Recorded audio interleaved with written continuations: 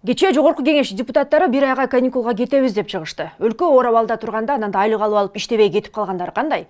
Келгиле бүгүн дал ушул маселени талкуулайлы, саламатсызбы? Алдыда шайлоо келе жатат. Азыркы депутаттардын көбү кайра эле мандат үчүн күрөшкө чыгары жашыруун эмес. Кечээ шайлоочулар менен иштешебиз демиш болуп, бир айга тынууга алмак болушту. Каршы эместерби? 28-ден 28-не чейин шайлоочулар менен иштөө жөнүндө. Дошко коем, дош бериңиздер. Бир айга өргүүгө кетүү сунушун көпчүлүк депутаттар колдошту. Бирок ага макул эместер чыгып, токтом долбоору өтүп кеткенден кийин кайра добушка коюуну суранышты. Жаңы курам шайлангандан кийин Жогорку Кеңеш иштеш керек. Анын көзөмөл функциялары бар. Комитеттер өзгөчө мына бир аптага болсо мейли шайлоочулар менен жолугуп келели. Бирок калган комитеттер иштеш керек. Эркүүгө кетели, эстала кетели деген туура эмес. Буну артка кайтарып алалы. Толук иштейли. Бул жерге иштегени келди. Шайлоо өзүнүн жолу менен кете берет. Рахмат. Мен добуш берем, сунуш берем, ушуну кайра добушка коюңуз. Кызык мына ушул жерден башталды. Депутаттар бири-бири менен айтышууга өтүштү. Эки тараптын тең аргументтери жүйөлүү. Бизде Жогорку Кеңеште бир дагы жолу мындай 120 депутаттын 100ü катышкан жыйын болгон эмес. Азыр деле залда 50 киши отурат. Ушу 50 кишинин жарымысынан көп эртең шайлоого баратат. Анан 20 киши иш алып бармак беле.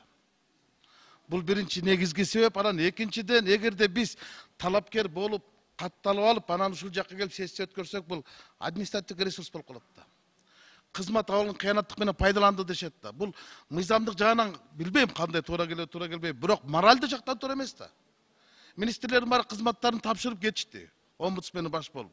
Анан биз болсо келип алтыр бул жерден сүйлөсөк, ал үгүт ишине байланыштуу эмеспи, баары бир деле сен өзүңдү жалпы элге жарнама кылып атпайсыңбы? Сенин ишиңди көргөзүп атпайсыңбы? Бул административдик ресурс болуп калат да. Ошон үчүн токтом долбоору туура эле. Келбегендер келбей эле жүрөт.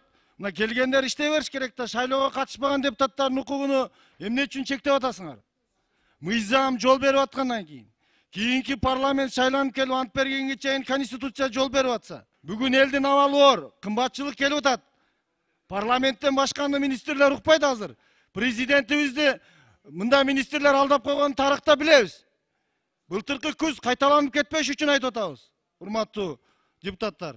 Шайлоо бегини мен тоскоолдук жараткан жокмун.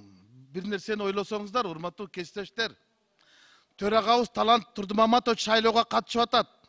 БШКга кетти фамилиясы. Эртең кызматтан кетет. Нурбек Сыдыгалиев кызматтан кетти. Айда Камчыбекова комитеттен өттү. Буда бууга кетти. Ким алып барат? Анда төраганы шайлап алайык. Анда төраганы шайлаш керек да. Ким алып барат? Төрагасы жок болсо. Анан палата иштебесе, комитет фракциялар иштебейт регламент боюнча. А комитет фракциялар иштесе, палатага мен алып чыгасыңар. Корутунду жок болсо. Мен ошол мыйзамды жогу каратам. Бирок конституциялык мыйзамга ылайык башка мамлекеттик кызматкерлер шайлоого барса кызматын тапшырышат. Депутаттарга болсо бул норма иштебейт. Бир эле учурда депутат дагы талапкер да болуп жүрө беришет. Негизги маселе чындыгында кыш мамлекетте шайлоо келе жатат. Андан сырткары орчундуу маселелер болуп калат. Жумуш кетсе кете берсин. Анан бардык мыйзам чегинде Центр избирком бардыгын карайт. Эгерде өзүм бул жерде элге таанытам деп атса, же болбосо пиарит этем деп атса, аларга өзү чара көрүлөт. Ошондуктан талаш тартышты токтотсок, бардыгын мыйзам чегинде кете берсек, төрага шайлоого барат, барбаган бунда Центр избирком өзү чечет. Бул эми депутат да, бул көпчүлүктүн иши менен алып бара турган эме да. Бирде мен өзү чечим чыгарып алып бара турган нерсе жок. Негизги маселе ошо төрага. Дайыма практика ушундай болуп келаткан. Дайыма 2015-жылда, 20-жылда бүгүн дагы бул жаңы практика эмес да. Эми бизге талапкерлерге жакшы да. Чындыгында, наоборот, тескерисинче бизге жакшы. Отурум болгондо биз оюбузду айтабыз, бизге жакшы. Бирок чындыгында ачык мындай тең болсун десек, анда отурум болбош керек. Да, бирдеме болуп калса, сиздин укугуңуз бар, чакырып депутаттарды отурумду биз өткөрө беребиз. Рахмат. Ушундай укук бар.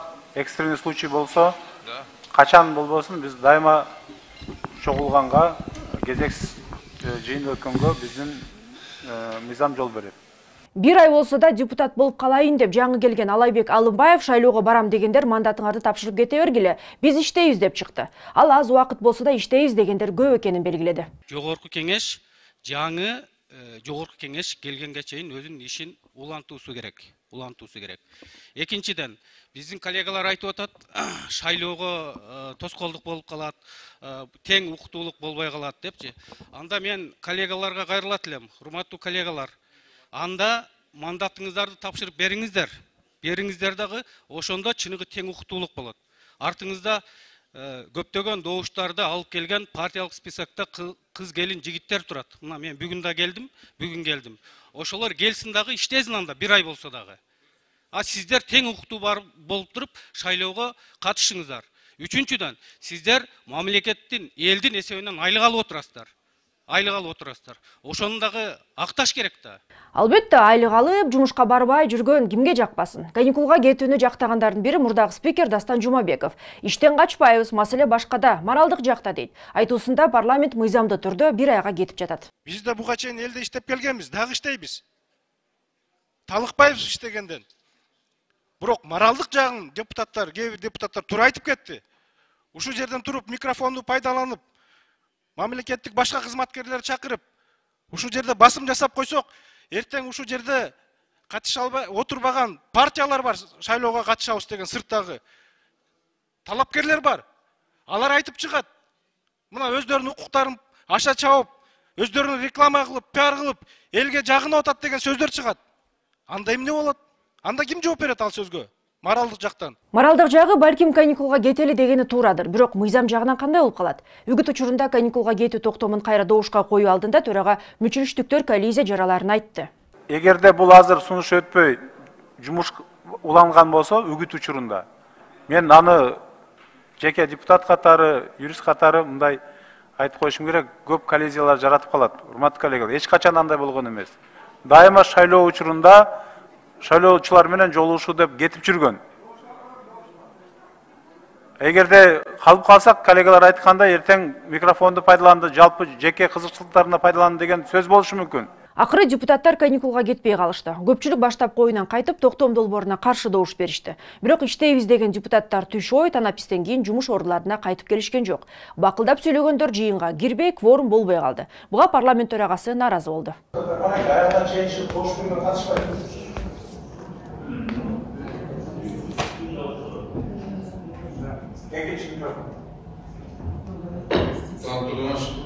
Кошулатырып тура айтасыз. Мындай бири-бирибизди сыйлайлар, кээ шайлоого карабай эле иштеп атабыз.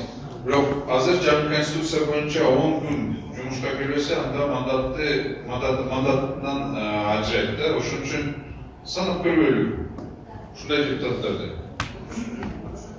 Мүмкүн табыныш мүмкүн, бирок теңсиздик болуп коебу. Биз бuyakta иштеп атабыз, алар ушундай эле айтып атат да.